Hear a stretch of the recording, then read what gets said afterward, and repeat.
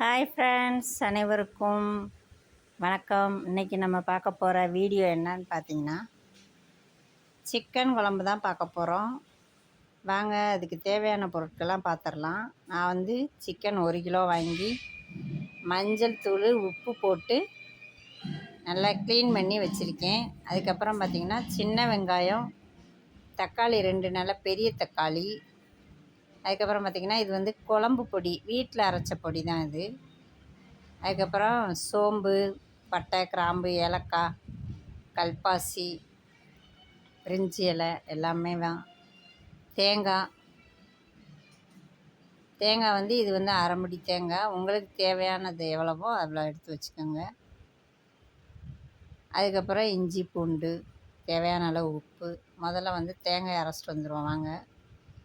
First தேங்காயை வந்து அரைக்கணும், அப்போ தான் சீக்கிரம் அரைப்படும். அதனால் அதை கொஞ்சம் கொரப்பாக அரைச்சிட்டு அதுக்கப்புறமா நம்ம வந்து சின்ன வெங்காயத்தையும் அதோடு போட்டு சேர்த்து அரைச்சிட்டு வந்துடலாம். எப்பயுமே எங்கள் வீட்டில் வந்து சின்ன வெங்காயம் தான் அதிகமாக சேர்ப்போம். சின்ன வெங்காயம் இருந்துச்சுன்னா நான் எல்லா குழம்புக்குமே அதே தான் சேர்த்துக்கிடுவேன். நல்லா டேஸ்ட்டு கொடுக்கும். சின்ன வெங்காயம் வந்து உடம்புக்கும் நல்லது. அதனால் வந்து நான் சின்ன வெங்காயம் அதிகமாக சேர்ப்பேன். இஞ்சி பூண்டு, மிளகு பொடி, அப்புறம் பார்த்திங்கன்னா தக்காளி 2 தக்காளியை வந்து ஓரளவுக்கு ஒரு 4 பீஸாக கட் பண்ணி வச்சுருக்கேன். அதுக்கப்புறம் குக்கர் அடுப்பில் வச்சாச்சு. இது எதுக்குன்னு பார்த்தீங்கன்னா, நம்ம வந்து கறியை வந்து ஒரு 2 விசில் விட்டுக்கலாம். அப்போ தான் நல்லா வெந்துடும். அதனால் குக்கர் அடுப்பில் வச்சுட்டு குக்கர் காஞ்ச உடனே கொஞ்சமாக எண்ணெய் விட்டுக்கிடுவோம். எண்ணெய் விட்டு மஞ்சப்பொடி, உப்பு ரெண்டும் போட்டு எல்லாத்தையும் போட்டு ஒன்றா தேவையான அளவு லைட்டாக, ரொம்ப தண்ணி ஊற்ற தேவையில்லை, கொஞ்சம் ஊற்றினா போதும். ஒரு பாதி அளவு ஊற்றுங்க. கறிக்கு பாதி அளவு இருந்தால் போதும். கறி முங்குற அளவுக்கு ஊற்றக்கூடாது, அவ்வளோ தண்ணி தேவையில்லை. ஏன்னா சிக்கனில் வேறு தண்ணி இருக்கும். அதனால் என்ன பண்ணுறீங்க, ஒரு பாதி அளவு ஊற்றினா போதும். ஊற்றிட்டு குக்கரை மூடி வச்சுட்டு ஒரு 2 விசில் விடுங்க. 2 விசில் விட்டு எடுத்துட்டு அதுக்கப்புறமா நம்ம குழம்பு வச்சோம் அப்படின்னா கறி நல்லா வெந்துடும்.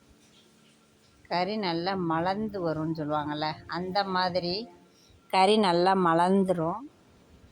நல்லா வேக்காடு இருக்கும். அதனால தான் குக்கரில் வச்சு ஒரு 2 விசில் எடுத்து வச்சுக்கோங்க.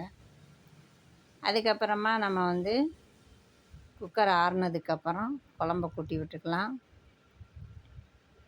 கறி வந்து மட்டன் மாதிரி எதுக்கு வேக வைக்கிறீங்க அப்படின்னா, சிக்கன் வந்து நல்லா பெரிய பெரிய பீஸ்.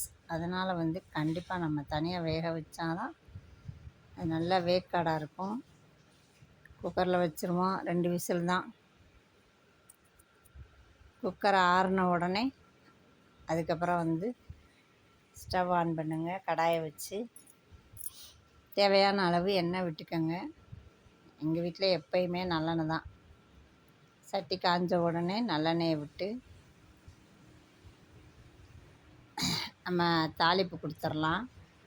பட்டை, கிராம்பு, ஏலக்காய், பிரிஞ்சி இலை, கல்பாசி எல்லாத்தையுமே போட்டு நல்லா தாளிப்பு கொடுத்துருங்க. தாளிப்பு கொடுத்துட்டு அதுக்கப்புறமா வந்து இஞ்சி பூண்டு விழுது அதையும் போட்டு நல்லா வதக்கணும். அதாவது பச்சை வாசனை போகணும். அந்த அளவுக்கு நம்ம வந்து நல்லா வதக்கி விட்டுக்கோங்க. வதக்கி விட்டதுக்கப்புறமா மிளகாப்பொடி, நம்ம வீட்டில் அரைச்ச மிளகாப்பொடி தான் நான் வந்து போடுவேன் எப்பயுமே. தனி மிளகாப்பொடி தேவைக்கு போட்டுக்கிடுவேன். இப்போ வந்து சிக்கன் குழம்புக்கு வந்து வீட்டில் அரைச்ச மிளகாப்பொடி தான். மிளகாப்பொடி அரைக்கையில் அதையும் நான் வீடியோ எடுத்து போடுறேன், மக்களே பார்த்துக்குங்க. மேக்ஸிமம் நம்ம வீட்டில் அரைக்கிற பொடி நல்லா டேஸ்ட்டாக இருக்கும். காரம் ஜாஸ்தி இருக்காது. நாங்கள் வந்து காரம் ரொம்பலாம் சாப்பிட மாட்டோம். எங்கள் வீட்டில் ஒரு அளவான காரம் தான் நாங்கள் சாப்பிடுவோம். அதனால் வந்து வீட்டில் அரைக்கிற மிளகாப்பொடியே நான் போட்டுருவேன். கரெக்டாக இருக்கும். அதையும் மஞ்சள் பொடியும் போட்டு நல்லா இஞ்சி பூண்டு எல்லாத்தையும் நல்லா பிரட்டிடுங்க. நல்லா 2 பிரட்டி விட்டுட்டு அதுக்கப்புறமா நம்ம அரைச்சி வச்சுருந்தோம்ல தேங்காய் விழுது அதையும் அதோடு போட்டு நல்லா வதக்கி விடுங்க.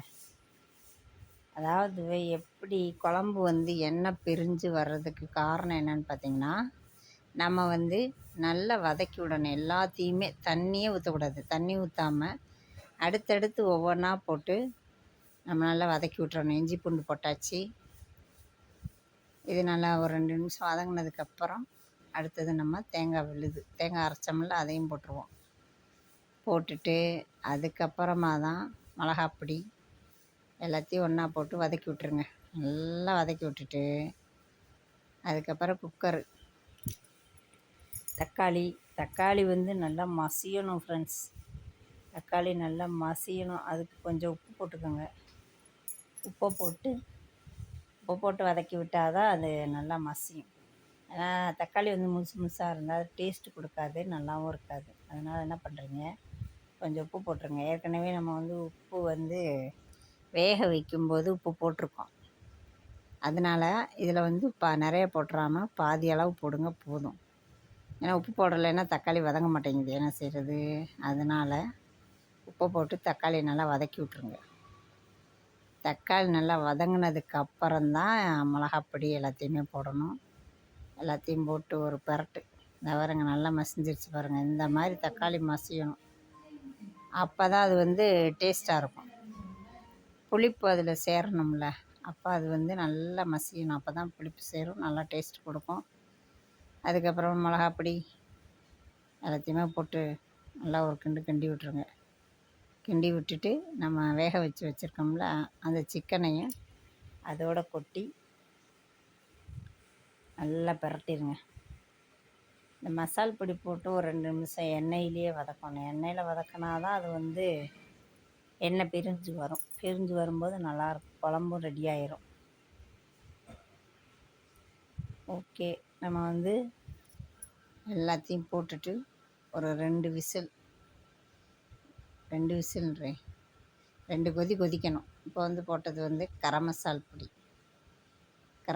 பொடி, அது அடுத்து மிளகு பொடி போடணும். மிளகு பொடி வந்து நம்ம கடைசியாக போட்டால் போதும் ஃப்ரெண்ட்ஸ். கடைசியாக போட்டு அப்படியே பரட்ட வேண்டியதுதான்.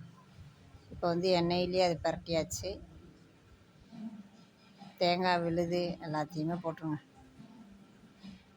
எல்லாமே போட்டு ஒரு வதக்கிட்டு தண்ணியை ஊற்றி 2 கொதி வரட்டும், வேக வச்சுருங்க அப்படியே.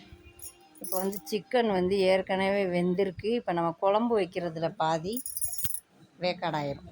அதிலே வெந்திருக்கு. இப்போவும் வேக்காடு கொடுத்துருவோம்ல, அப்போ என்ன ஆகும், எல்லாம் மிக்ஸ் ஆகி சூப்பரான ஒரு சிக்கன் குழம்பு ரெடி ஆயிரும் ஃப்ரெண்ட்ஸ். ஓகேங்களா?